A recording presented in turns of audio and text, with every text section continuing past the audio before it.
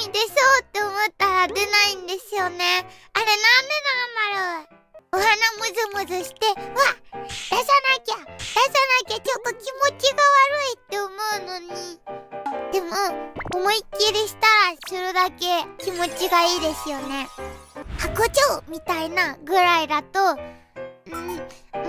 悔しいなっていう気持ちになりますけど、なんか、エクションって感じだと、うわ、してやったって思いますよね。